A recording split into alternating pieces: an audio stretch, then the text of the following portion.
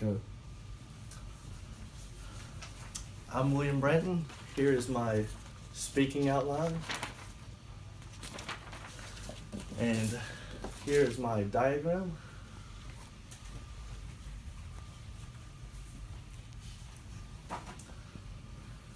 Today I'm going to share with you the materials and steps needed to irrigate crops with polypipe.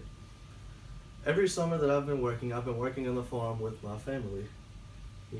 These past 3 summers, everything I've been doing has had to do with irrigation and polypipe. Whether it's running to pick up the polypipe from the shop, laying polypipe, or punching holes in polypipe, it's always been polypipe. Polypipe is very cost efficient and effective.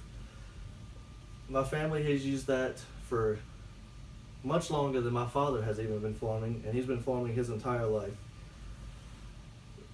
Today I will show you the materials needed and the steps required to irrigate effectively. Materials needed would be a water source, which is a well or river if you got a good enough river. You need a valve on the well to control the water flow. You need polypipe, which is this stuff right here. It's very plasticky feeling. You'll need a tractor, you'll need a hole puncher, you'll need shovels, a pump, and a motor. To start it off, you need the tractor. And most tractors and most farms come with an attachment on the back that has a latch. You put a metal rod through the roll of polypipe, and you put the roll onto the latch and close it. That way it doesn't fall off. You put the polypipe on the ground behind the tractor, and the tractor has a plow built onto it that digs a trench that the polypipe will be laid into. And the way you start it is you get one worker to stand on one end of the polypipe for about 30 or 40 yards while the tractor's going. And then once there's enough dirt that the workers are shoveling onto the polypipe, the worker can get off and help shovel so that it will not blow away in the wind. Once you get all the way to the end, provided that you did not run out of polypipe, you will cut off the remainder of it and tie it through like you would a shoe. If you do run out, there are things called unions or sleeves. It's like a little plastic circle. Well, it's a lot big, it's very big. And what you do is you put the polypipe through and then double it back over. Then you get the new polypipe and pull it over.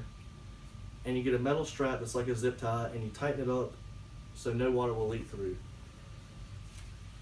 When you connect it to the valve at the very beginning, kind of skipped over that, but you connect it to the valve at the very beginning with another one of those metal straps. You start the motor, which starts up the pump, and it continues, and it puts the water through it.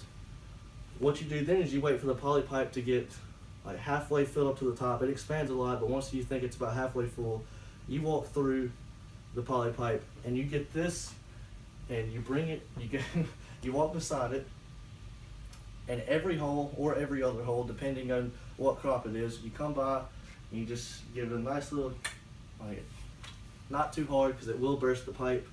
You just give it a nice little tap, punch a hole in it, and you irrigate as needed.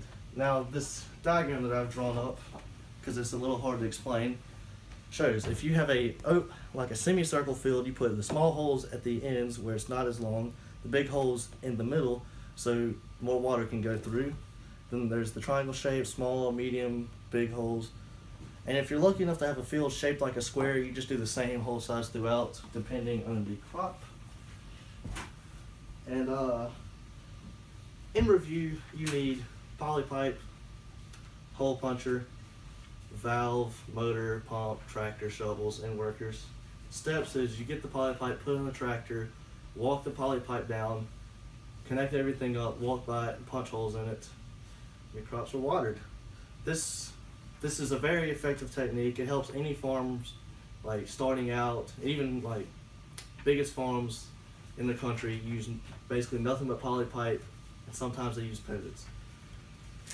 It's a very, very effective way, and I highly recommend it to any budding farmer. Thank you.